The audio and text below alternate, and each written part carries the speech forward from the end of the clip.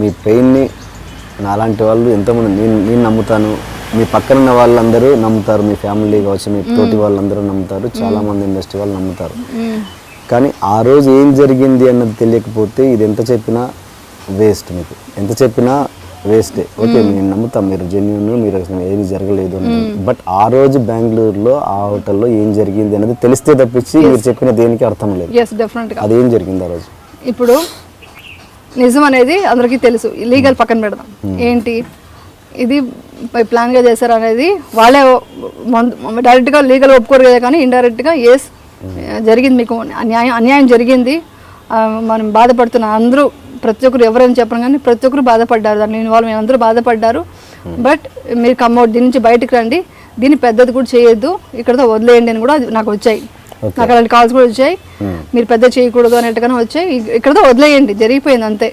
Okay, మేము బాధపడుతున్నాం అలా జరిగిన దానికి, ఇది అవంతా వద్దు, అందుకే చెప్పాను. లీగల్గా ఏంటంటే, లీగల్గా జరిగింది మాత్రం ఏంటంటే, నన్ను ఫోన్ చేసి సిసిపి ఆఫీస్కి ఒక ఎంక్వైరీ ఉందని పిలిపించారు.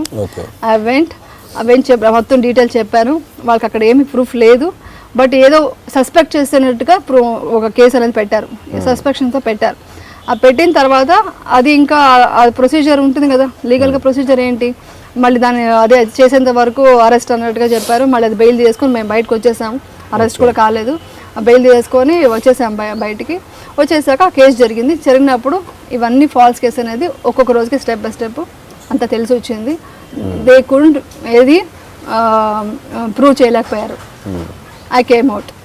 సస్పెక్ట్ చేయడం అంటే సస్పెక్ట్ ఎవరి మీద పడితే వాళ్ళని సస్పెక్ట్ చేయలేరుగా, ఏదో అంటే వాళ్ళకి ఏదో సంథింగ్ క్లూ ఏదో ఉండి ఉంటేనేగా చేసే. అది నాకు అంత డీటెయిల్ తెలియదండి, అంత డీటెయిల్ తెలియదు.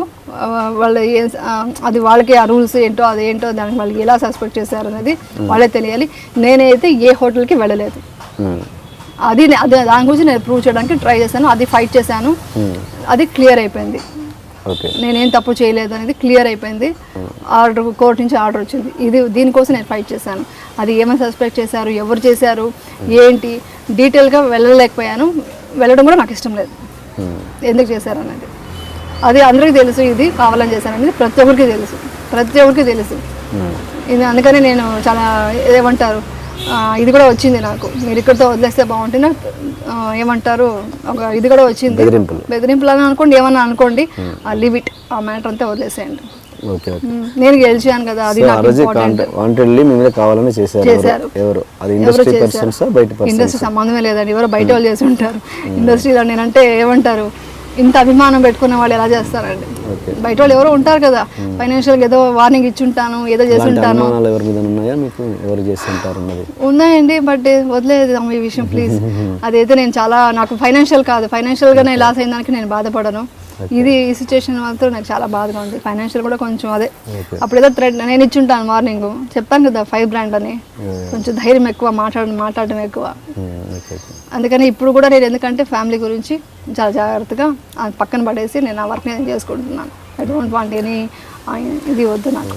నాన్నగారు కూడా ఆ టైంలో చనిపోయారు కదా? అవునండి, నాకు ఆ టైంలో నేను మా నాన్నగారితో కూడా క్లోజ్గా ఉండేదాన్ని కాదు, అది కూడా నాకు పెయిన్ ఒకటి సైడ్ ఉంది. ఈ కేసు అయ్యేంత వరకు ఎవరితో మాట్లాడకూడదని ఐ అవాయిడ్ ఎవ్రీబడి. ఫంక్షన్స్కి అవాయిడ్ చేసేదాన్ని, ఎవరు పిలిచినా వెళ్ళేదాన్ని కాదు. అందరూ నువ్వు ఎందుకు అలా ఉంటావు, వాళ్ళు అనుకుంటే నిజం అనుకుంటారు అన్నట్టుగా కూడా తిట్టేవాళ్ళు. అసలు ఎందుకు రావంటే నేను రాను ఎక్కడికి వెళ్ళేదాన్ని కాదు. ఆ టైంలో మా ఫాదర్ని కూడా బాగా మిస్ అయ్యాను నేను. అంతకుముందు చాలా క్లోజ్ మేము మా ఫాదర్తో. ఆయనకు కాఫీ అంటే ఇష్టం, నాకు కాఫీ అంటే ఇష్టం. మా మదర్ కాఫీ ఇచ్చేవాళ్ళు కాదు, నువ్వు ఉండే డాడీ అని చెప్పేసి ఫిల్టర్ కాఫీ చేసేసి ఆయనకు ఒక కప్పు, నేను ఒక కప్పు ఇచ్చి కూర్చొని మాట్లాడేవాళ్ళం. అది ఆయన 2011 చనిపోయారు, November 15th. అంటే ఆ ఇయర్ చనిపోయారు, అంటే హార్ట్ అటాక్ వచ్చి చనిపోయారు. ఇష్యూ వల్ల కొంచెం లేదు, ఆ ఇష్యూ వల్ల నిజం చెప్పాలంటే నేను ఎక్కువ సఫర్ అయ్యాను. నన్ను కన్సల్ట్ చేయడమే అందరికీ సరిపోయింది. మా హస్బెండ్ అయితే అసలు నువ్వు ఎందుకు ఇలా, ఇప్పుడు మేమంతా నేను ఇంత ధైర్యంగా తీసుకురావాలంటే కూడా నువ్వు ఇలా మళ్ళీ డీల్ అయిపోతే, నువ్వు ఇలా భయపడుతుంటే జీవితం ఇంకా తొక్కేస్తారు అసలు అని తిట్టేవాళ్ళు. ఇప్పుడైతే నేను ఒకటే అనుకుంటా, కర్ణుడిలా ఉండకూడదు, కృష్ణుడిలా ఉండాలి. అలా చూస్తే మహాభారతంలో కర్ణుడిలా ఉన్నామనుకోండి, సాక్రిఫైస్ చేస్తుంటే తొక్కేస్తారండి, అలా ఉండకూడదు. అందరూ అన్ని చోట్ల నుంచి ఆయనకి కష్టమే కదా, ఎటు చూసినా నా లైఫ్లో కూడా అంతే, చాలా హెల్ప్ చేశాను అందరికీ, ఈవెన్ మా హస్బెండ్ కూడా. ఎవరు కష్టం అని వచ్చినా హెల్పింగ్, అసలు నీకోసం నువ్వు చూసుకో, ఎప్పుడు హెల్పింగ్ హెల్పింగ్ అని వెళ్ళిపోతున్నావేంటి అలా అనేవాళ్ళు.